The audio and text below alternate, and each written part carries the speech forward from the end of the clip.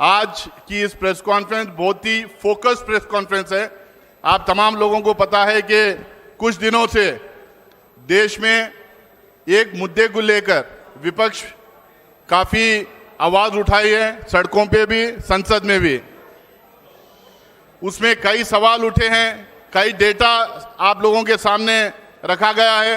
खासकर राहुल गांधी जी जो press conference किए थे उसमें उन्होंने किस तरह से हमारे वोटर्स लिस्ट में डिस्क्रिपेंसीज हैं, एनोमलीज हैं, किस तरह से उसमें घपला किया गया है, ये तमाम चीज़ों को आपके सामने रखा था।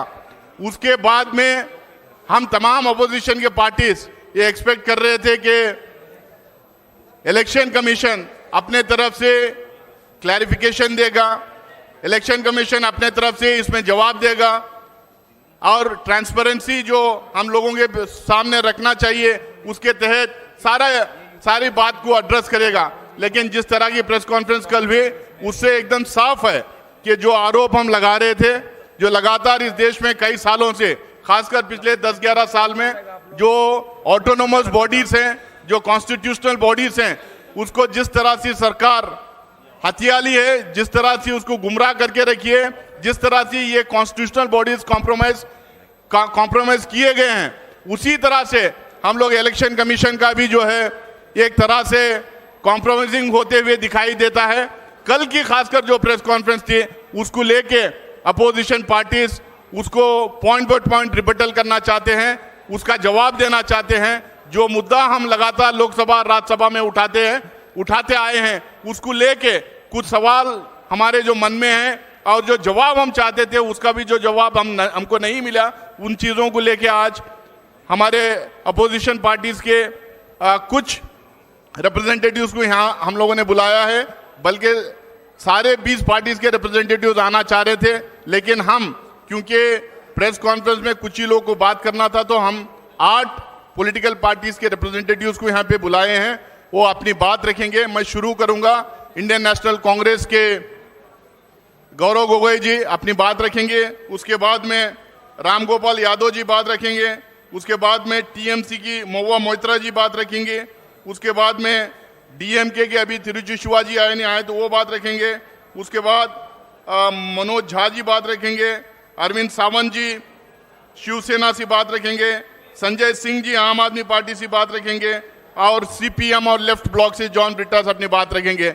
मैं तमाम लोगों को अपनी तरफ से और तमाम लोगों की तरफ से इस प्रेस कॉन्फ्रेंस में उनका भी स्वागत करते हुए मैं गौरव गोगोई जी को मैं रिक्वेस्ट करूंगा कि वो अपनी बात रखें।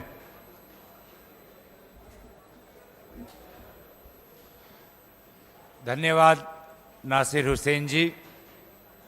आज इस महत्वपूर्ण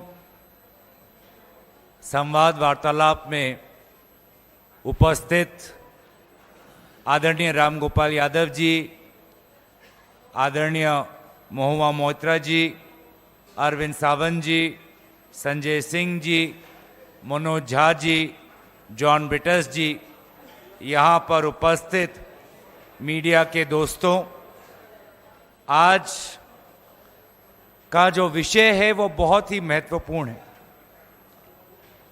जो वोट देने का अधिकार है वो संविधान में उल्लेखित सबसे महत्वपूर्ण अधिकार है जो एक आम नागरिक के पास होता है। और अगर हमारी लोकतंत्र जीवित है तो वो सिर्फ इस आम नागरिक के वोट देने के अधिकार पर निर्भर है। इस अधिकार का संरक्षक केंद्र चुनाव आयोग है जो एक संवैधानिक संस्था है। लेकिन हम देख रहे हैं कि जिस प्रकार से कई महत्वपूर्ण सवाल भारत के विभिन्न राजनीतिक दल केंद्रीय निर्वाचन आयोग से पूछ रहे हैं, उन सवालों का उत्तर केंद्रीय निर्वाचन आयोग नहीं दे पा रहा और अपनी जिम्मेवारी से भागने की कोशिश कर रहा है। हाल में ही सुप्रीम कोर्ट का एक राय आया बिहार के एसआईआर के संदर्भ में, उस राय में केंद्रीय चुनाव आयोग ने जितने भी बात रखे, सारे महत्वपूर्ण बातों को सुप्रीम कोर्ट ने नकारा। इसके बावजूद भी कल जो प्रेस वार्तालाप हमने देखा चीफ इलेक्शन कमिश्नर का, जिसमें उनको अपने चुनाव आयोग की कमजोरियां बतानी थी और विपक्ष के जायज सवालों का उत्तर देना था, उत्तर देने के बावजूद या उत्तर देने के विपरीत उन्होंने कल अपने प्रेस वार्तालाप में राजनीतिक दलों पर सवाल उठाया और एक प्रकार से राजनीतिक दलों पर आक्रमण किया। जबकि बेहतर यह होता कि वे ये बताते कि ये एसआईआर प्रोसेस इतनी हड़बड़ी में, इतनी जल्दबाजी में क्यों कर रहे हैं, जब बिहार में निर्वाचन सिर्फ 3 महीने बाद है। बिना विभिन्न विपक्षी दलों के साथ चर्चा किए हुए क्यों केंद्रीय चुनाव आयोग हड़बड़ी में एसआईआर वहां पर इंप्लीमेंट कर रही है, इस प्रश्न को लेकर वो मौन थे। वे मौन थे कि किस प्रकार से महाराष्ट्र में लोकसभा और विधानसभा चुनाव के बीच में लगभग 70 लाख नए वोटर किस प्रकार से वोटर तालिका में आए, वे इस प्रश्न पे मौन थे। वे इस प्रश्न पे मौन थे कि क्यों केंद्रीय चुनाव आयोग ने यह निर्णय लिया कि पोलिंग बूथ पर जो सीसीटीवी फुटेज कैप्चर होता है वो 45 डेज के बाद उसको डिलीट किया जाएगा। क्यों वे मौन थे इस बात पर, जो बात राहुल गांधी जी ने उठाई कि लगभग 1 लाख फर्जी वोटर उनको महादेवपुरा में मिले। वो ये नहीं बता पाए कि किस प्रकार से machine readable electoral vote privacy का उल्लंघन है। वे ये बात नहीं बता पाए क्यों वो सुप्रीम कोर्ट की जो मंशा थी कि 65 लाख वोटर्स किस प्रकार से डिलीट हुए, उसका कारण एक सर्चेबल फॉर्मेट में दें, ये इस बात का विरोध क्यों कर रहे थे। क्यों आखिर वे आधार एक वोटर आइडेंटिटी के प्रमाण के खिलाफ थे। पहले तो उन्होंने एक प्रेस नोट के द्वारा बहुत से सवालों का उत्तर देने की कोशिश की। जब उस प्रेस नोट को पूरी तरीके से देश ने नकारा तो कल उन्होंने प्रेस वार्तालाप की। लेकिन प्रेस वार्तालाप में जो उनकी संवैधानिक कर्तव्य है कि एक निष्पक्ष चुनाव हो, फ्री एंड फेयर इलेक्शन हो, उन्होंने पूरी तरीके से अपने इस जिम्मेवारी को नकारा। और इसीलिए साफ साफ जाहिर होता है कि अब चुनाव आयोग ऐसे कुछ अफसरों के कमान में हैं जो निष्पक्ष नहीं, साफ साफ एक पक्ष लेते हैं। और इसीलिए ऐसे अफसर कोई भी इंक्वायरी या जांच के खिलाफ है। वोटर फ्रॉड में अगर कोई इंक्वायरी हो उसके खिलाफ है। और इसीलिए उनको लगता है कि बड़ी बड़ी बातों करके वो राजनीतिक दलों को डराएंगे। हम बस उन्हें इतना ही कहना चाहते हैं कि अफसर आएंगे, अफसर जाएंगे, लेकिन जैसे हमारे आदरणीय खड़गे जी ने कहा आज सुबह, सदन हमेशा रहेगा। सदन उनके कार्यवाही की गवाही आने वाले दिनों में देगा। उन सभी की कार्यों पर हमारे सदन में उपस्थित सांसद, विभिन्न राजनीतिक दल हम नजर रखेंगे और आने वाले समय में उचित कदम लेंगे। मैं ये बातें कहकर अपने वाणी को विराम देता हूं और दरखास्त करता हूं कि आदरणीय राम गोपाल यादव जी अपनी बात आपके समक्ष रखेंगे। आदरणीय राम गोपाल यादव जी।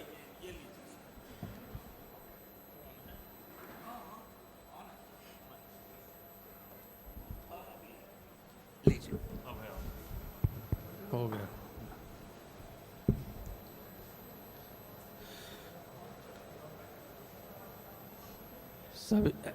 सभी विपक्षी दल के नेताओं और पत्रकार बंधुओं को नमस्कार। आप लोगों ने कल इलेक्शन कमीशन ऑफ इंडिया की प्रेस कॉन्फ्रेंस को अटेंड भी किया है, देखा है और सारे देश ने सुना है। ईसीआई ने बार बार कहा है कि जो आरोप लगाए जा रहे हैं उसको शपथ पत्र के माध्यम से, एफिडेविट के माध्यम से दिया जाना चाहिए। मैं आपको बताना चाहता हूं कि 2022 के उत्तर प्रदेश के चुनाव के वक्त जब अखिलेश यादव ने ये कहा कि समाजवादी पार्टी के समर्थकों के बड़े पैमाने पर वोट काटे गए हैं, तो इलेक्शन कमीशन ने एक नोटिस दिया कि आप इसको बताइए। तो 18,000 मतदाताओं के एफिडेविट दिए गए इलेक्शन कमीशन को, जिसकी सारी रसीदें भी थीं। और आपको आश्चर्य होगा कि एक भी उस एफिडेविट पर आज तक कोई कार्रवाई नहीं की। जो इलेक्शन कमीशन रोजाना राहुल गांधी जी से एफिडेविट मांग रहा है, उस इलेक्शन कमीशन को हम 2022 में 18,000 गलत तरीके से काटे गए वोटों के एफिडेविट दे चुके हैं। इस तरह के एफिडेविट हैं, उसकी सब रसीदें हैं और कोई कार्रवाई नहीं हुई। दूसरे, जब उपचुनाव हुआ 2024 में उत्तर प्रदेश में, तो जो विधानसभा थी कुंदर की या अन्य, उसमें इन्होंने बीएलओज को चेंज कर दिया। कुंदर की में जो बनी हुई पहले की लिस्ट थी, उसमें से सारे यादव और मुसलमानों को 100% हटाकर दूसरे लोगों को रखा गया। दोनों सूचियां इलेक्शन कमीशन को दी गई शिकायत के तौर पर कि देखिए ये इलेक्शन कमीशन, ये थे बीएलओज, और इलेक्शन कमीशन ने जाति के आधार पर सारे मुस्लिम और यादवों को हटाकर दूसरे लोगों को किया है। उस पर कोई जांच और कोई कार्रवाई नहीं की गई। इसी तरीके से जब मैनपुरी में उपचुनाव हो रहा था, तब हमने लिख के दिया कि सिर्फ एक बिरादरी के ही सारे एसडीएम्स, सारे सीओज और सारे एसएचओज मैनपुरी में पोस्ट किए गए थे, एक ही बिरादरी की, मुख्यमंत्री की बिरादरी की। आप जानते हैं कि जब चुनाव होता है तो चुनाव वाले दिन एसडीएम और सीओ गाड़ी लेके चलते हैं, पुलिस और पीएसी उसके साथ होती है। जिस बूथ पे चाहें उस बूथ पे लोगों को दौड़ा के हटा दें और वोट न पड़ने दें, ये काम उनका होता है। बजाय इसके कि ये देखें कि वोट सही तरीके से पड़ रहे हैं, कोई अव्यवस्था तो नहीं हो रही है, और वो भी उनका अधिकार नहीं होता है। वोट को चेक करने का अधिकार केवल प्रिसाइडिंग ऑफिसर, पोलिंग ऑफिसर्स को होता है। लेकिन ये सब आपाधापी करने के लिए इस तरह की व्यवस्थाएं की गई, जिसकी लिखित शिकायत हुई और किसी के खिलाफ कोई कार्रवाई नहीं की गई। तो इलेक्शन कमीशन का ये कहना कि बिना तथ्यों के शिकायत की जाती है, कोई एफिडेविट नहीं दिए जा रहे हैं, वो गलत है पूरी तरीके से। इससे सब लोगों को अपनी अपनी बात, दिल्ली में बहुत बड़ा घपला हुआ, संजय सिंह जी बताएंगे आपको।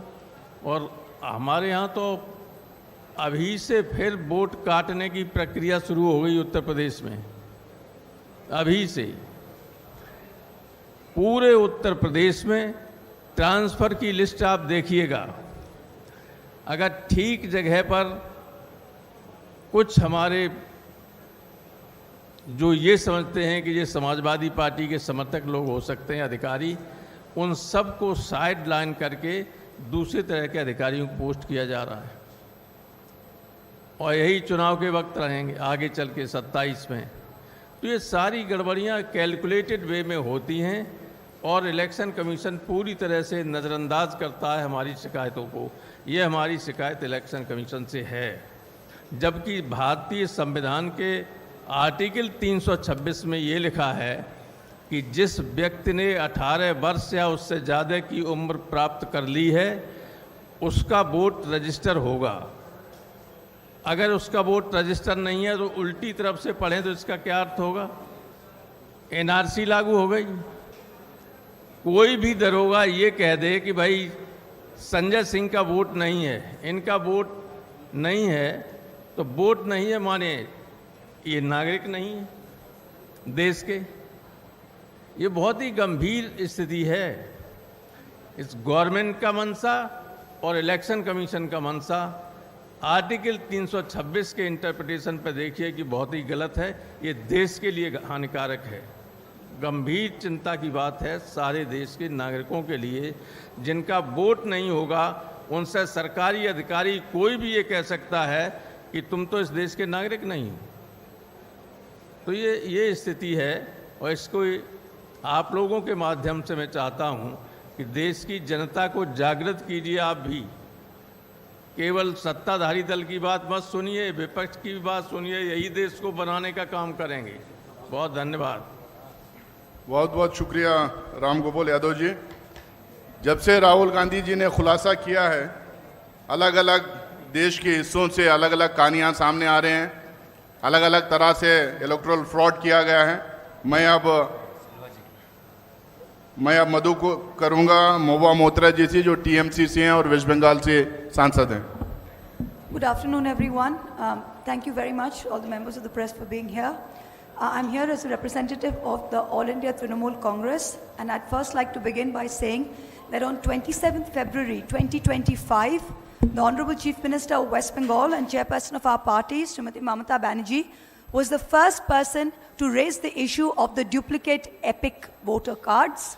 And we first met with the Election Commission on the 6th of March. We wrote them a letter. Since then, we have written them 5 letters, submitted a memorandum. The deadline for solving the issue of the duplicate EPIC cards, by their own admission, was the 7th of June. The deadline has since passed. Second, what I come to now, the reason why we are all here is this absolutely shameful and I would say display of puppetry by the Chief Election Commissioner yesterday at the press conference. The job of this Election Commission, which is a constitutional body with a constitutional mandate, is not to attack the opposition. Mr. Commissioner, sir, I would urge that you leave that to your political masters. I'm going to go very quickly, one by one, through some of the points that he raised and rebut them so we can all see how ludicrous some of these claims were. Number one, the special summary revision, the SSR, concluded in Bihar in January 2025 and continuous revision was done till June. That was the list that had been signed off by the Election Commission. Yesterday, you tell us that out of 65 lakh deletions, 22 lakh were dead people who were not recorded. So what are you trying to tell us? That all the previous lists and the list on which the Lok Sabha elections 2024 were done were fraudulent, were incorrect?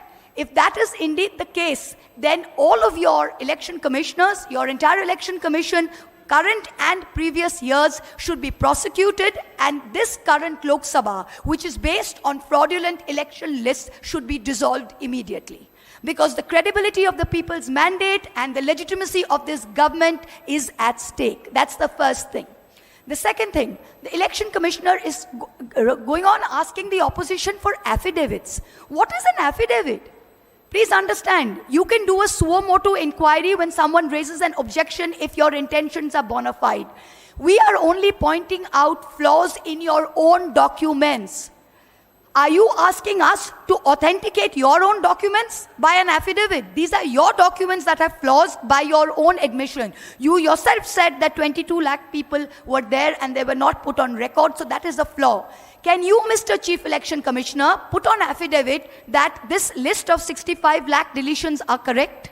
If this list is correct, then you cannot put on affidavit that the list with the 22 lakh deaths which are not put on record, all previous lists are incorrect. Either it is one or it is the other. You are asking us to authenticate your documents while you are publicly saying that they are wrong from previous years. The third thing, yesterday the list of 65 lakh voters has been published with reasons. Can I remind everyone that the Election Commission fought tooth and nail every step along the way. I was among the first petitioners on behalf of the All India Trinamool Congress against the Bihar SIR revision along with ADR. Every step of the way, the Election Commission said, we will not give you these names, we will not give you reasons for deletion, we will not accept Aadhaar cards, and we have no statutory obligation to do so. Today you are doing it because the Supreme Court has asked you to do it. Even then you are lying. I use this unparliamentary word lying because that is actually the truth. You come out and you say that there is a Supreme Court judgment which says it cannot be machine readable. Can I tell you that the 2018 Justice Sikri's judgment, Kamal Nath versus Election Commission of India, paragraph 24, I have the judgment here, only says, however, it is not necessary to go into this aspect. It does not say that machine readable will violate the privacy of an individual. That is completely incorrect. The next point, you say that there are 65 lakh people which have deleted. You have shrunk the Bihar list from 7.9 lakh voters to 7.24. But you refuse to answer any question as to how many of those people have submitted documents or not. You refuse to answer. In the list of 7.24, if 20 to 30% are unable to provide documents, that means you will delete another 2 crore people tomorrow. Is that the situation? The next one. How is it possible that dead people are in the draft list and living people are on the deleted list? How can a dead person be on a draft list? It can only happen because the BLOs were signing the form themselves. This is the only reason, because BLOs were signing the form themselves.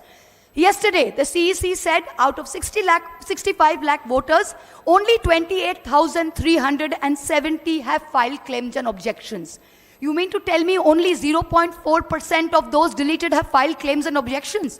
Does that figure of 0.4% not tell you how ridiculous and how riddled with faults this entire exercise is? In just 2 districts of Bihar, Darbhanga and Kaimur, the BLO has marked not recommended to 10 to 12%. If we average this for the rest of Bihar, it means 80 lakh people will be marked not recommended and subjected to an arbitrary verification.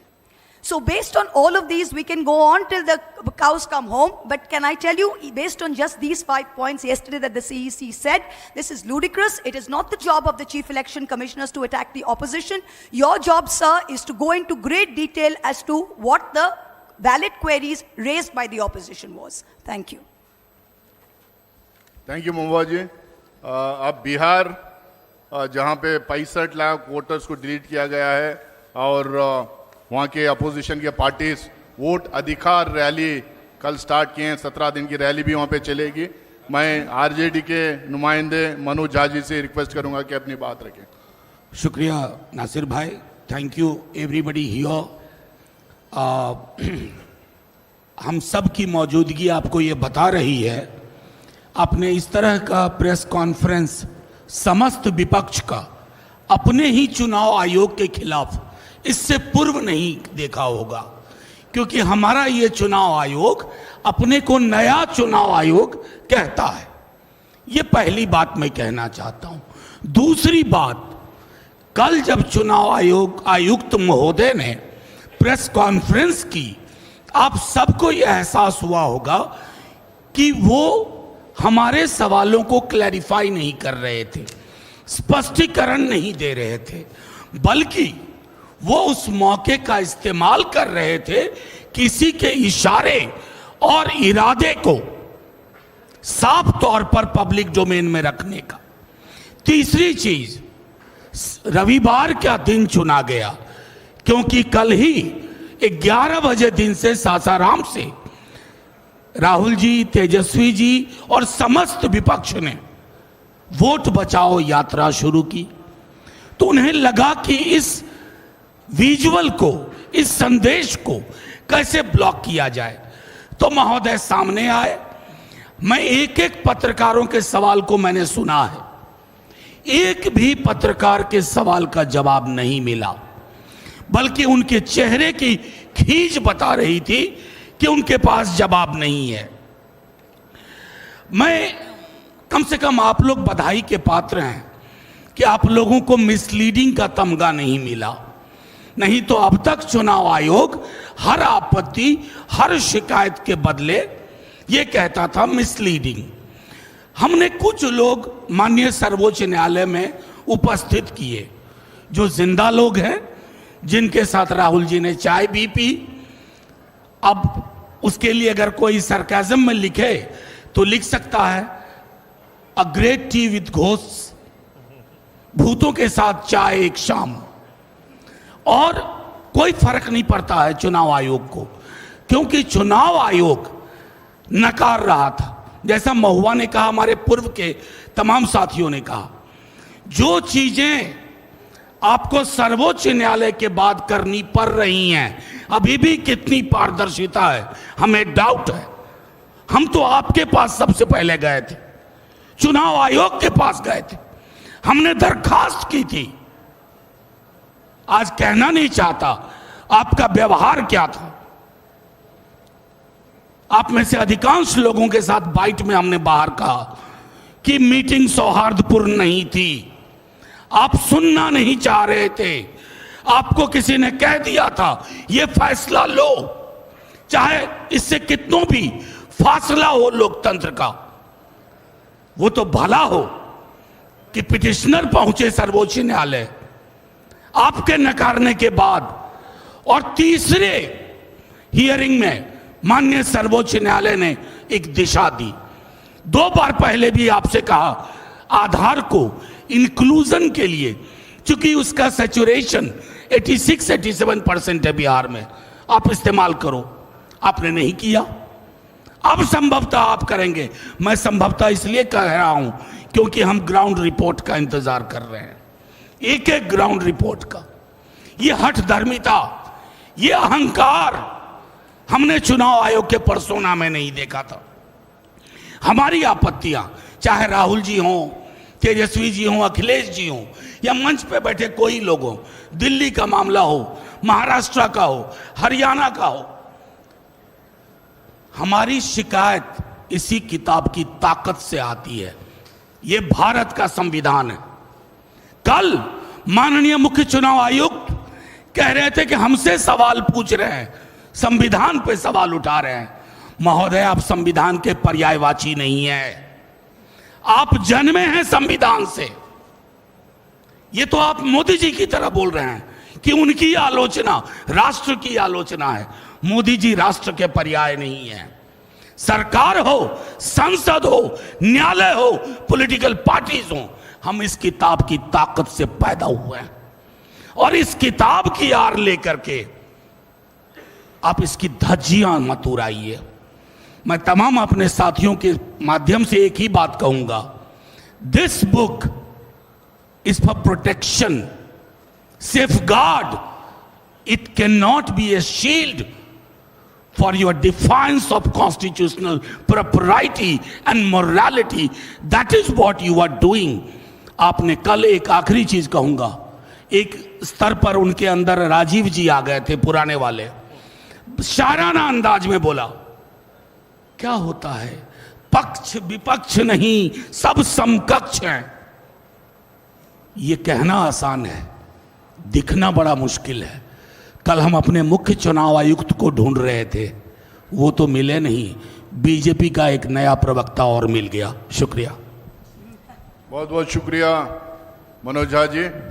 Now I'd like to request Tiruchi Shivaji, leader of DMK party in Rajya Sabha. Good evening to all. We have all assembled here to discuss or to convey to you a very important thing. The framers of the Constitution has entrusted or has given the Election Commission an autonomous power only to avoid any external influence or intimidation. Because it is the duty of the Election Commission to ensure fair and free elections.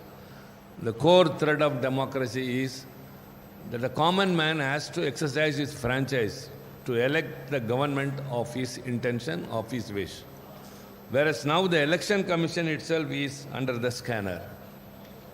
We have to just think about the interview of the CEC, instead of giving clarification, has raised many questions. First of all, the CEC has not given any clarification or any comment about the recent August 14th Supreme Court direction that it should publish all the 65 lakhs voters and their details and why they were deleted. No reason for that has so far been given. And our next apprehension or concern is that why the CEC must be in a hasty manner carry out the SIR in Bihar elections. 65 lakh voters is not something very easy to consider.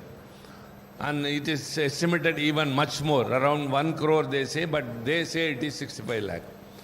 We want to discuss it on the floor of the parliament because the parliament is the highest forum where we can debate anything.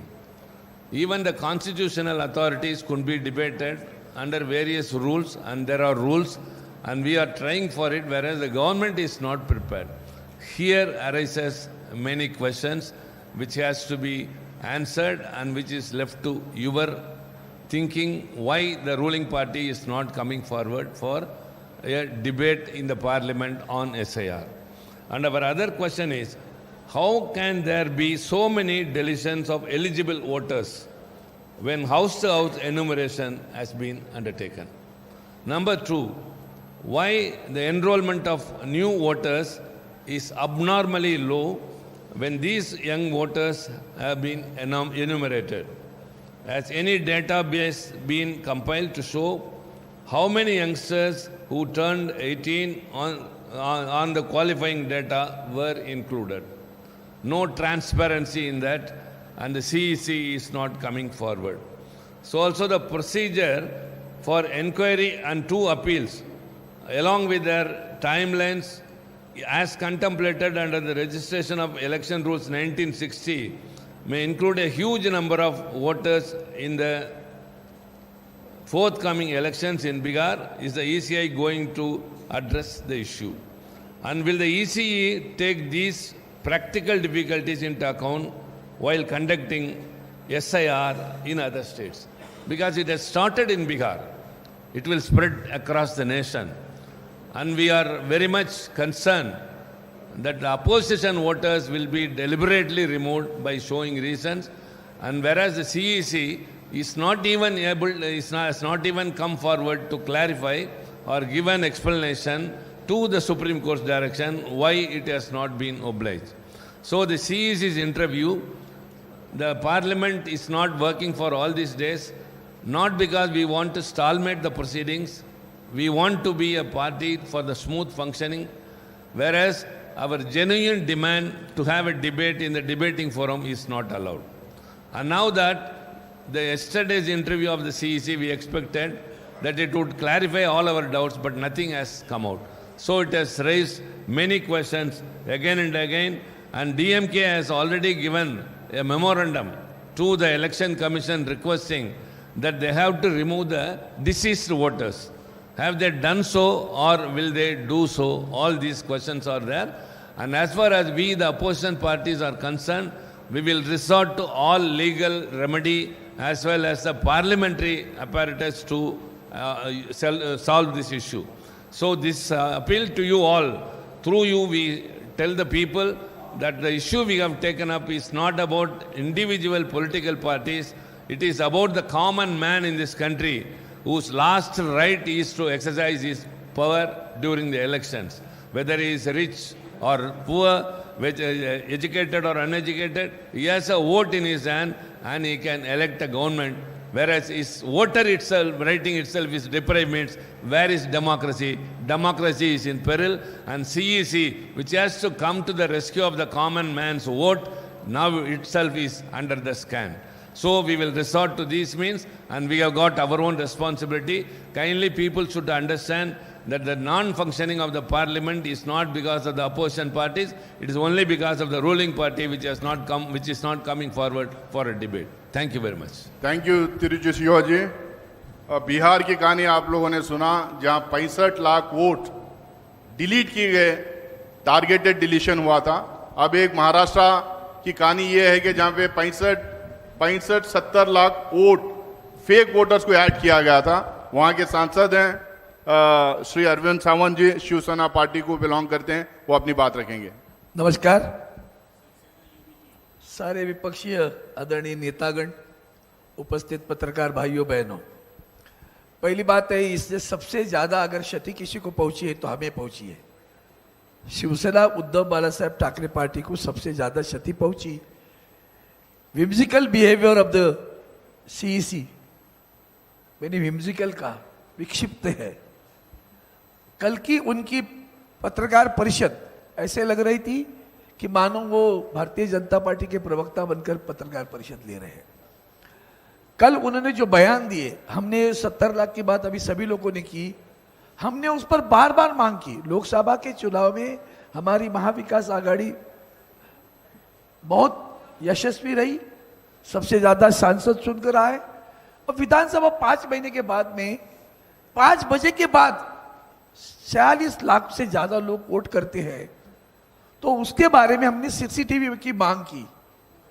तो कल भी हमारे मुख्य चुनाव आयुक्त जी ने कहा कि हम ये नहीं दे पा रहे हैं क्योंकि महिलाओं की गोपनीयता और सुरक्षितता की बात आती है। अरे भैया, ये क्यों, वही कौन सा तरीका है? चुनाव वोटिंग के लिए महिलाएं हो, पुरुष हो, सब लाइन में खड़े हैं ना, कतार में, उसमें कौन सी गोपनीयता आती है? ये जो उन्होंने जवाब दिया, उस पर आप समझना चाहिए कि चुनाव आयोग किस तरह से बर्ताव कर रहा है और किस तरह से भारतीय जनता पार्टी को डिफेंड कर रहा है। अब रही बात क्षति की बात कहता हूं, तो इसके बाद में ये 70 लाख वोट जो दादा मिले, आज तक उन्होंने उसका जवाब दिया नहीं है। हम बार बार उनसे मांग करते हैं मीटिंग की, मेरे पास अभी प्रूफ है। हाल ही में हमने उनसे मांग की तो हमें बताया 5 तारीख, 7 तारीख, 12 तारीख, 14 तारीख, 26 तारीख, अगस्त की इतनी तारीख है, उसमें से आपको कौन सी सुविधा है बताओ। हमारे पार्टी के सचिव है अनिल देसाई जी ने, उन्होंने कहा 12 अगस्त को हमें चाहिए। तो कहा नहीं, 12 तारीख का शेड्यूल फाइनल हुआ है। 12 तारीख को किसको मिले? जिनको इन्होंने हमारा चुनाव चिन्ह और हमारा नाम भी पार्टी का दे दिया। उस वक्त भी कल उन्होंने एक बयान दिया, हम पक्ष विपक्ष नहीं देखते। नहीं देखते हो, फिर सिर्फ विधायक गए करके पार्टी का नाम कैसे दे दिया? फिर आपने हमसे, उन्होंने जब हमने कहा कि हमारे मेंबरान इतने हैं, 40 लाख फॉर्म भर दिए, फिर हमने ऑफिशियल जो हमारे पदाधिकारी गए उनके फॉर्म भर दिए, उन्होंने कहा फॉर्म नहीं चाहिए, एफिडेविट चाहिए। हमने एफिडेविट दे दिए, सामने वाले एफिडेविट भी नहीं दे पाए थे, उसका जिक्र ही नहीं किया, हमारा नाम और चुनाव चिन्ह दिया। अब पक्ष विपक्ष नहीं देखते हो, फिर क्या देखते हो? वही तो देखकर तो किया है, किसके इशारे पर किया है, और आज भी किसके इशारे पर उन्होंने कल पत्रकार परिषद ली, जबकि सुप्रीम कोर्ट में 2 दिन के बाद सुनवाई है, ये पत्रकार परिषद ले रहे हैं। इससे आप समझ सकते हो कि देश की संविधान को ठेस है। देश के अभी हमारे मनोज जारी हमारे किताब बताई, हमारे संविधान बताया, जिस संविधान ने हमें वोट का हक दिया है वही छीनने की बात है। हमारे यहाँ तो ऐसे ही, मतलब शिरडी के एक मतदाताओं की वीडियो क्लिपिंग दे दी, और वीडियो क्लिपिंग में एक लड़की वोटिंग करके आई थी, उससे पूछा आपका नाम क्या है, उन्होंने अपना नाम बताया। बोला आप कहाँ से हो? तो अन्य राज्य में थे। यहाँ कैसे हूँ? मैं कॉलेज में पढ़ती हूँ। कौन से कॉलेज में पढ़ती हूँ? नाम नहीं बताने आया, गई निकल के। ये वीडियो क्लिपिंग ही दे दी इलेक्शन कमीशन को। देखो कैसे चुनाव में कैसे गलत वोटिंग हो रही है, कैसे झूठे नाम है, कैसे बोगस नाम है। ये चुनाव आयोग जब चुनाव घोषित होता है उसके पूर्व 10 दिन तक लोगों को रजिस्ट्री कराने लगाती है। अब कहते हैं कि अगर आपको ऑब्जेक्शन लेने तो फॉर्म नंबर 7 भर दो। कब भरेंगे? चुनाव शुरू हुआ, प्रोसेस शुरू हुई, काम शुरू हुआ, वहां तो किसकी रजिस्ट्री हुई किसी को पता नहीं है। ये इसी तरह से बोगस वोटिंग रजिस्ट्री करवा लेते हैं और बिहार और बंगाल में उनका जो दिमाग में जो है ना वो उसी की कार्रवाई है। मृत घोषित मृत व्यक्ति बताकर जिंदे व्यक्ति का नाम निकाल दिया आपने। एक महीने अंजुम करके कोई पत्रकार है, उन्होंने बताया था, एक महिला से उन्होंने इंटरव्यू लिया, फिर महिला बता रही है मैंने बताया मुझे फॉर्म दे दिया। आप बार बार पोर्टल की बात करते हो। गंवार लोग है भैया, मोबाइल नहीं है हाथ में, तुम्हारा नेटवर्क नहीं मिलता, कहां से पोर्टल पे जाके ढूंढे कि मेरा नाम आया कि नहीं आया। उस महिला अनपढ़ महिला से पूछते तुम्हारी माँ का बर्थ सर्टिफिकेट दे दो ना। अभी माँ का बर्थ, मेरी माँ का भी बर्थ सर्टिफिकेट मुझे नहीं मिलेगा। यह तरीका है चुनाव आयोग का। पक्ष विपक्ष नहीं देखते हो, आप पक्ष को ही देख के काम करते हो। और इसलिए हम सभी लोग इकट्ठे आकर एसआईआर पर जो मांग कर रहे थे उस मांग को लेकर सरकार आगे कदम नहीं उठा रही है। हम सब सिर्फ पार्टियां नहीं, देश की जनता देख ले कि किस तरह से ये झूठा कारोबार करके सत्ता पे आते, उसके ऊपर सब लोग इकट्ठा होना चाहिए। धन्यवाद। बहुत बहुत शुक्रिया Arvind Sawant ji. Now I would like to request John Brittas, member Rajya Sabha, who is representing CPIM and the left bloc. My dear friends, an imperfect voters list compromises the fairness and integrity of democratic discourse. We, the opposition parties, the entire spectrum, from left to TMC, from AAP to Congress, firmly believe that the CEC has forfeited his right to be in that constitutional position. And he has virtually declared war on the opposition parties by his press conference. I will remind him about the press conference done by one of his predecessors, Mr. T.N. Seshan, wherein he had said that I am not part of the Indian government. I am part of the structure of the Indian nation.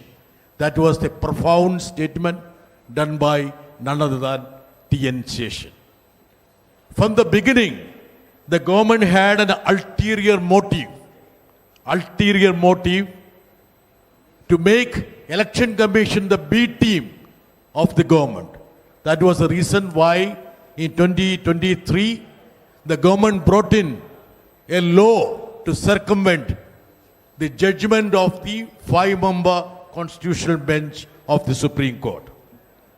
But I would say that yesterday's press conference of Mr. Ganesh Kumar, he was not speaking everything false or falsehood. One of the golden statement of Ganesh Kumar yesterday was that the country is full of homeless people and orphans.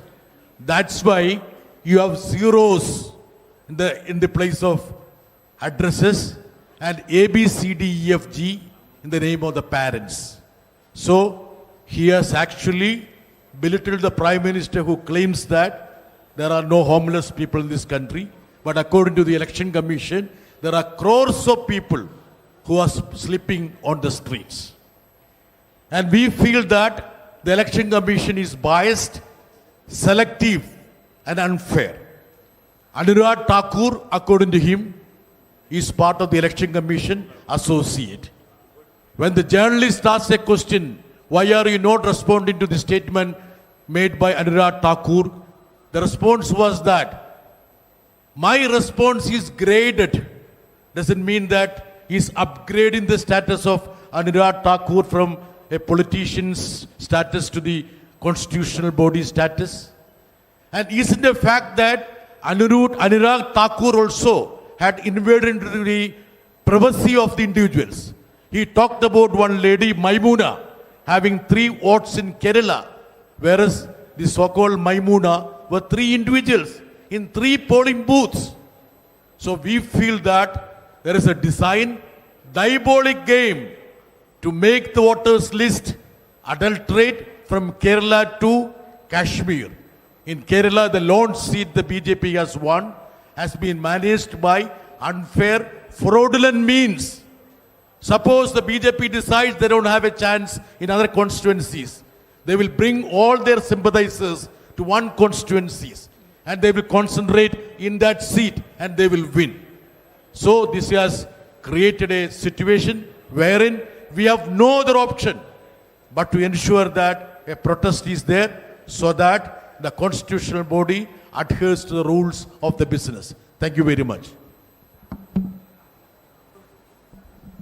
ये हिंदी में बोलना है नहीं वो ये संजय जी ये Thank you, John Britas ji. Now I would like to request Sanjay Singh Saab from Aam Aadmi Party to address the media.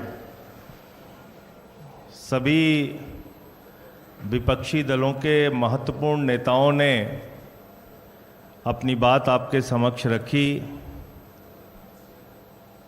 कल चुनाव आयुक्त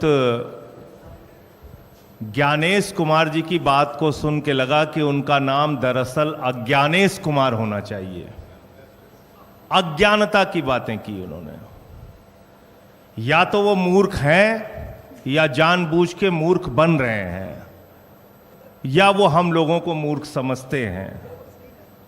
ऐसी ऐसी बातें, ऐसी ऐसी तर्कहीन, तथ्यहीन बातें उन्होंने की, हम लोग सुन के हैरान हैं।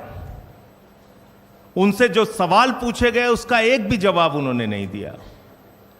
आपने एक महीने के अंदर 25 जून से 25 जुलाई तक एसआईआर में 65 लाख वोट काट दिए बिहार के अंदर, एक भी वोट नहीं जोड़ा आपने। आपने 65 लाख वोट काट दिए। आप कह रहे हैं आप एसआईआर कर रहे हैं, स्पेशल इंटेंसिव रिवीजन, और उस रिवीजन में आपको एक भी आदमी पूरे बिहार में वोट जोड़ने लायक नहीं मिला। ये कैसा एसआईआर है आपका? आपने कहा 22 लाख लोग मर गए, उनके नाम काट दिए हमने। आप उस बिहार में एक महीने के अंदर सारा प्रमाण पत्र चाहते हैं जहां का बड़ा क्षेत्र बाढ़ में पीड़ित रहता है। आप उनसे कह रहे हैं अपना निवास प्रमाण पत्र लेके आओ, अपने माताजी का निवास प्रमाण पत्र लेके आओ, अपने पिताजी का निवास प्रमाण पत्र लेके आओ, पूरे घर का आप प्रमाण पत्र लेके आओ। कहां से लाएगा आदमी? और इसके अलावा ऐसी ऐसी गड़बड़ियां सामने आ रही हैं। आपका बीएलओ खुद से फॉर्म साइन करके जमा कर रहा है, उसकी वीडियो सामने आई। क्या कार्रवाई की आपने? अमेरिका के राष्ट्रपति ट्रंप का वोट बिहार में बन गया, क्या कार्रवाई की आपने? कुत्ते का निवास प्रमाण पत्र बिहार में बन गया, क्या किया आपने? क्या किया आपने? आप बेवकूफ समझते हैं इस देश के लोगों को। खुलेआम आपने एसआईआर के जरिए घपला घोटाला किया, मरे हुए लोगों को जिंदा कर दिया, जिंदा लोगों को मार दिया। लेकिन मेरी चिंता इससे थोड़ा अलग है और वो गंभीर चिंता है। भारतीय जनता पार्टी, नरेंद्र मोदी जी की पार्टी कहती है इस देश में उन्हीं लोगों के वोट कट रहे हैं जो घुसपैठियां हैं, जो बांग्लादेशी हैं। तो 22 लाख तो बिहार में कह रहे हैं मर गए इसलिए हमने काट दिए। अब 43 लाख जो वहां पे बचे हैं वो सब घुसपैठियां हैं। उनके लिए डिटेंशन सेंटर बनेगा, वो सब पकड़ पकड़ के बांग्लादेश भेजे जाएंगे। वो उनको हिंदुस्तान में रहने का हक नहीं है। वो जो सुप्रीम कोर्ट में गए थे उन्होंने कहा था कि मैं जिंदा हूं, अब वो बांग्लादेश जाएंगे क्योंकि वो घुसपैठियां हैं। बीजेपी कह रही है वो घुसपैठियां हैं। एक आईएएस अधिकारी हैं व्यास साहब रिटायर्ड आईएएस अधिकारी हैं, पति पत्नी दोनों के नाम काट दिए गए। अब वो घुसपैठियां हैं, वो डिटेंशन सेंटर में रहेंगे, वो बांग्लादेश जाएंगे। आप देश को आपने तमाशा बना रखा है। आप कह रहे हैं चुनाव आयोग को वोट चोर कहना संविधान के खिलाफ है, वोट चोरी करना संविधान के मुताबिक है। वाह भैया, वोट चोर कहना संविधान के खिलाफ है, वोट चोरी करना संविधान के मुताबिक है। वोटर लिस्ट में भ्रष्टाचार करना संविधान के मुताबिक है। आप कहते हैं शिकायत नहीं की गई आपको। मैं दिल्ली का उदाहरण बताता हूं। दिल्ली में केंद्रीय मंत्रियों के घर पे 33 वोट बने, 25 वोट बने, 22 वोट बने, सांसदों के घर में 15 वोट बने। मैं खुद केजरीवाल जी के नेतृत्व में जाके शिकायत हमने लिखित रूप से दे के आए थे हम लोग। कोई कार्रवाई आपने नहीं किया। आपने नई दिल्ली विधानसभा क्षेत्र में 42,000 वोट काट दिए, 42,000 वोट चुनाव शुरू होने से पहले। 14 विधानसभाओं में भारतीय जनता पार्टी के कार्यकर्ताओं ने हजारों वोट कटवाने की एप्लीकेशन दी। ये सारी लिखित शिकायत, मिल के शिकायत, अनुरोध करके शिकायत, बार बार कह के शिकायत हम लोगों ने चुनाव आयोग में जाके की। आज तक कोई कार्रवाई आपने नहीं किया। समाजवादी पार्टी के रामगोपाल जी ने बताया, उन्होंने एफिडेविट पर शिकायत किया। महाराष्ट्र के अरविंद सावंत भाई ने बताया, और तमाम लोग, बंगाल में ममता जी ने बताया कि कैसे आपने फ्रॉड किया वहां पे। लेकिन आप कोई कार्रवाई नहीं करते। फिर कह रहे हैं कल की प्रेस कॉन्फ्रेंस से ज्यादा तो मुझे हंसी परसों का उनका चिट्ठी देख के आई। उनका जो लेटर आया सामने, उसका पॉइंट नंबर 7 में पढ़ रहा था। कहने लगे साहब गड़बड़ी हुई है, लेकिन राजनीतिक दलों ने हमें नहीं बताया कि गड़बड़ी हुई है। तो मैंने कहा ये तो वही किस्सा हो गया कि एक बदमाश थानेदार आया एक इलाके में, उस थानेदार ने अपने सिपाहियों के साथ मिलकर इलाके में डकैती डाल दी। तो फिर वो थानेदार पकड़ा गया। थानेदार जब पकड़ा गया तो थानेदार ने कहा कि साहब इस इलाके के लोगों ने बताया ही नहीं कि डकैती डालना गलत बात है, चोरी करना गलत बात है। भैया एसआईआर आपने शुरू की, वोटर लिस्ट ठीक करना आपका काम है। 2018 का सुप्रीम कोर्ट का जजमेंट है, वोटर लिस्ट ठीक करना सिर्फ और सिर्फ चुनाव आयोग की जिम्मेदारी है। आप विपक्षी दलों को धमका रहे हैं, कह रहे हैं कि ये संविधान के खिलाफ बोल रहे हैं। हम लोग संविधान बचाने की लड़ाई लड़ रहे हैं। मताधिकार एक ऐसा अधिकार है जो बाबा साहब डॉक्टर भीमराव अंबेडकर जी ने भारत के संविधान में दिया और कहा कि राष्ट्रपति के वोट की गिनती भी एक होगी और गांव में रहने वाले मजदूर के भी वोट की गिनती एक होगी। हम इसकी लड़ाई लड़ रहे हैं, हम इसके लिए काम कर रहे हैं। और ये वोटर लिस्ट की गड़बड़ी जानबूझ के आप कर रहे हैं। इसमें आपने कल अपने आप को एक्सपोज किया पूरे देश के सामने। आप कह रहे हैं महिलाओं की प्राइवेसी भंग हो जाती है। वोटर लिस्ट की जब वोट देने के लिए लाइनें लगी होती हैं महिलाओं की, मैंने तो महुआ जी से कहा कि इस बार जब वोट देने के लिए जाना तो किसी मीडिया वाले को अपनी वीडियो मत बनाने देना, क्योंकि आपकी प्राइवेसी भंग हो जाएगी उससे। भाई बताइए, आप पूरे देश का चुनाव दिखाते हैं, कश्मीर से लेकर कन्याकुमारी तक महिलाएं लाइन में लगी हैं, वो आप दिखाते हैं। उनका इंटरव्यू आप लेते हैं, वो आप दिखाते हैं। 45 दिन तक आपके खुद के नियम में आज भी लिखा हुआ है कि आप सीसीटीवी फुटेज देंगे, तब प्राइवेसी भंग नहीं होगी। तो इसलिए आपने सरासर झूठ बोला, सीना ठोक के कल झूठ बोला। चुनाव आयोग ने कल पूरे देश को यह बताने का काम किया कि वास्तव में उन्होंने भारतीय जनता पार्टी के साथ मिलकर चुनावी घोटाला किया है और चुनाव को प्रभावित करने का काम कई राज्यों में किया है। वही खेल आप बिहार में करने जा रहे हैं। दिल्ली में आपने खुलेआम ये सारा काम किया है। तो मैं सिर्फ इतना कहना चाहता हूं कि आप जांच से बचिए मत, जांच कराइए। जो तथ्य आपके सामने लाए गए हैं अब तक, जिन राज्यों के, अलग अलग राज्यों के तथ्य आपके सामने लाए गए हैं, जब तक आप इन सब की जांच नहीं कराते, आपकी निष्पक्षता पे आप कह रहे हैं ना हम समकक्ष हैं, न पक्ष न विपक्ष न समकक्ष। आपको अगर अपने आप को निष्पक्ष साबित करना है तो पूरे देश में जहां जहां बड़ी शिकायतें आपके बारे में मिली हैं, आप उसकी जांच कराइए और कार्रवाई कराइए, वरना आपको हमेशा ये कहा जाएगा कि आपके नेतृत्व में वोट चोरी हुई है और आपने घोटाला किया है। धन्यवाद। बहुत बहुत शुक्रिया संजय सिंह साहब।